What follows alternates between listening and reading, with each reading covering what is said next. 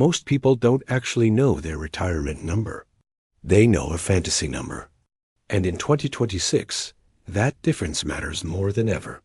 In the last video, we discussed 7 macro investment mistakes many people continue making in a rapidly changing financial world.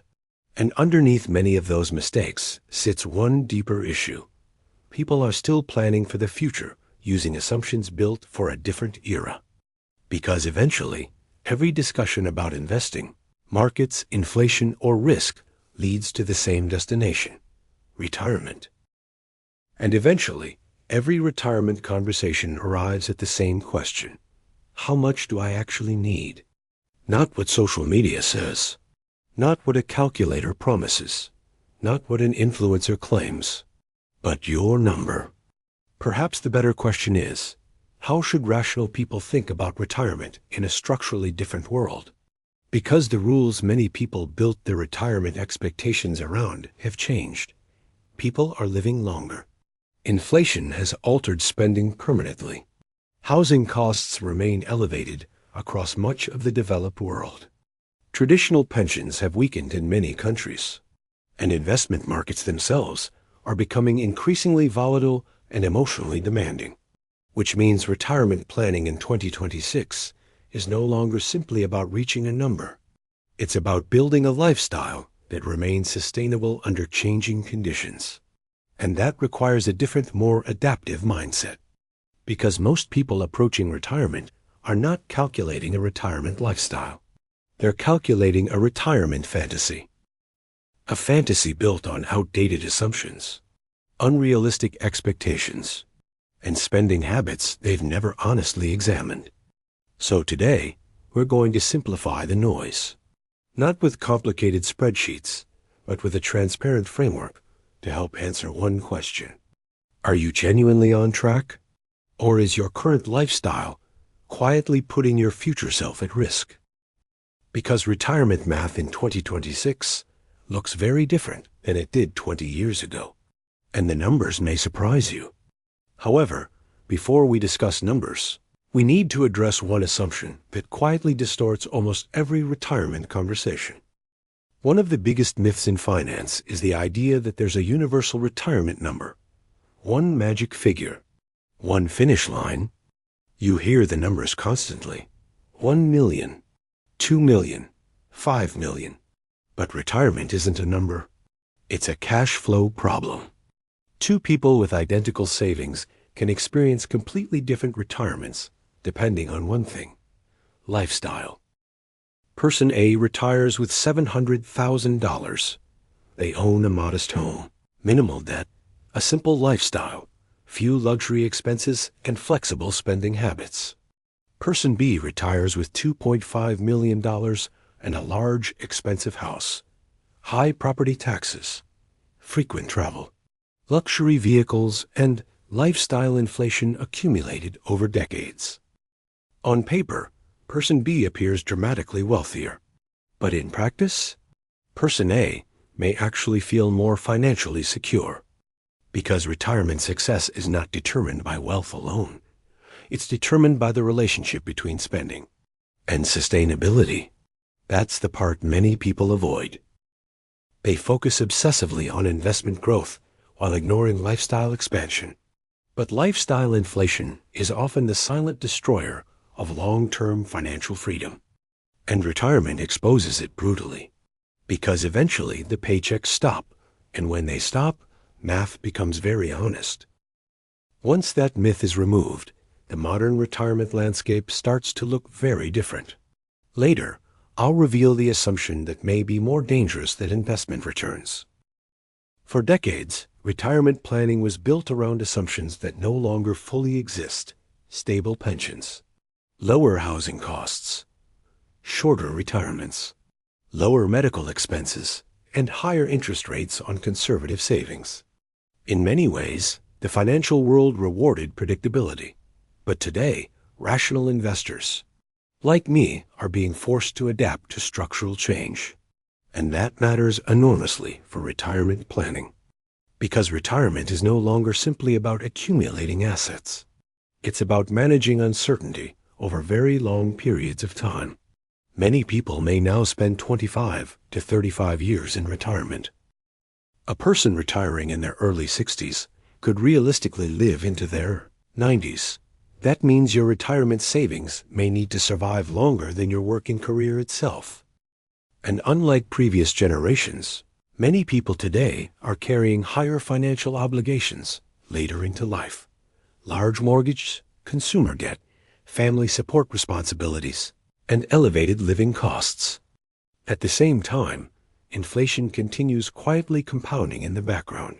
Even relatively modest inflation rates become enormously powerful over decades, which means retirement planning in 2026 cannot rely purely on static assumptions or optimistic projections. It requires adaptability, not perfection, adaptability. And that brings us to the most important retirement variable of all, spending. Not your portfolio balance, your spending behavior.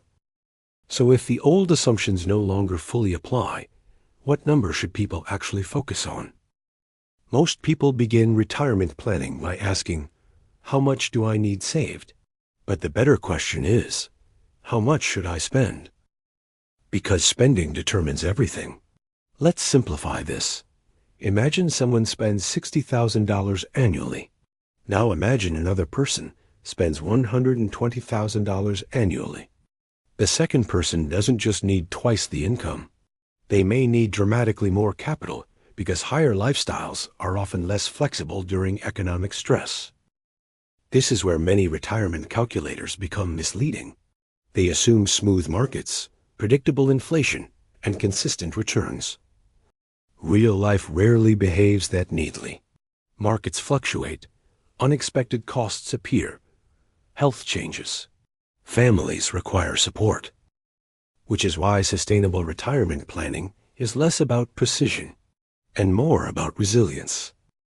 Have you ever actually calculated how much your current lifestyle costs to maintain each month without removing a single non-essential expense?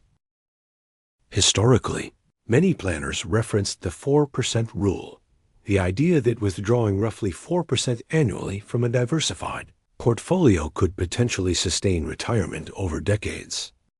So theoretically, $1 million portfolio might generate $40,000 annually. But even this framework has limitations.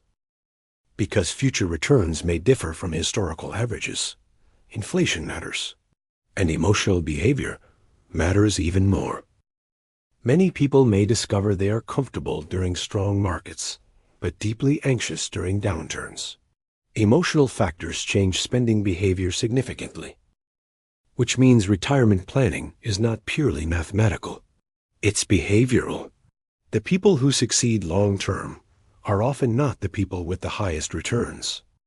They're the people with the highest adaptability, because calculating retirement isn't only about spreadsheets. Now let's compare two different retirement mindsets, the accumulator and the adapter. The accumulator believes the answer is always more. More savings, more growth, more years working, and more risk. And while building wealth absolutely matters, many accumulators never define enough. So the target continues moving indefinitely. The adapter approaches retirement differently. They focus on resilience, reducing unnecessary obligations, lowering dependency on constant high income, controlling lifestyle inflation, and building flexibility into their future. Ironically, the adapter often reaches financial stability faster, despite sometimes earning less. Because financial pressure is not created by low income. It's often created by high obligation. And this becomes increasingly important in a structurally different financial world. Because modern retirement is less about predicting the future perfectly, and more about remaining financially flexible when the future refuses to behave predictably.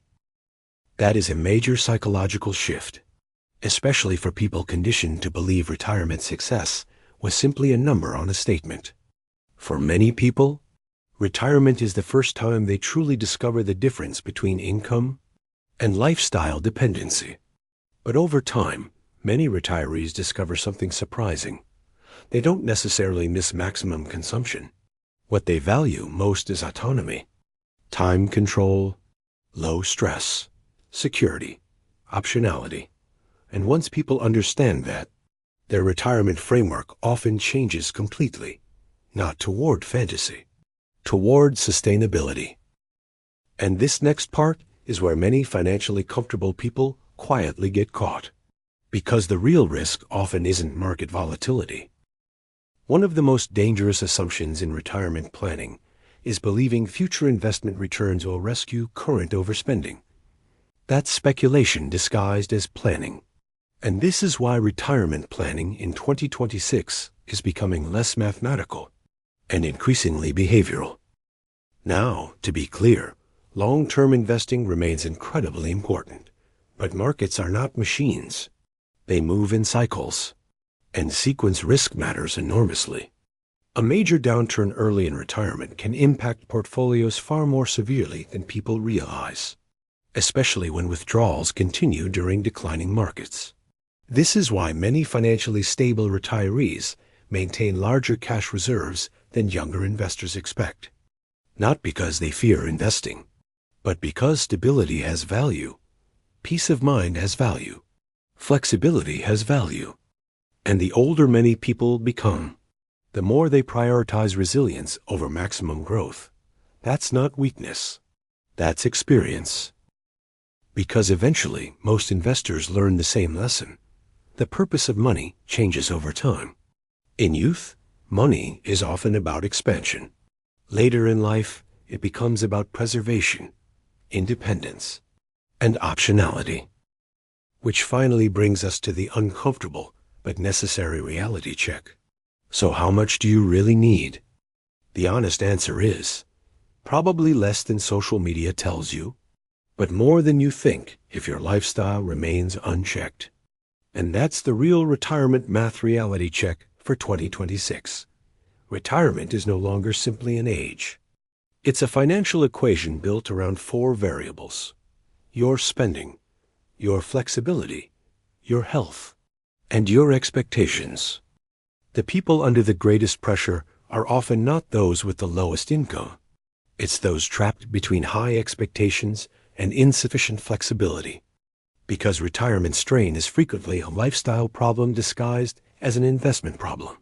And once you understand that, everything changes. You stop chasing arbitrary numbers and start building sustainable systems. That may include downsizing, reducing debt, delaying retirement slightly, part-time income, simplifying expenses, or adjusting expectations early. None of those decisions are failures. In many cases, they're wisdom. Because financial freedom was never about impressing strangers. It was about reducing dependence. And that principle applies whether you're 35, 55, or 75. The difficult part about retirement isn't usually understanding the math. It's understanding ourselves. So after all the numbers, the projections, and the retirement calculators, we arrive at one uncomfortable conclusion. Most people are asking the wrong retirement question entirely. Because retirement in 2026 is no longer simply about chasing a number. It's about building a framework capable of surviving inflation, market cycles, changing lifestyles, and an increasingly uncertain financial world. And that's exactly what we'll explore in the next video. The retirement framework nobody talks about. The accumulator, the transitioner, the preserver, and why understanding those stages may matter far more than chasing a single retirement target. This video explored how retirement actually feels in 2026. The follow-on video explores how retirement actually works in 2026. This is Silver Fox Insights, where smart investing starts with patience, discipline, and perspective.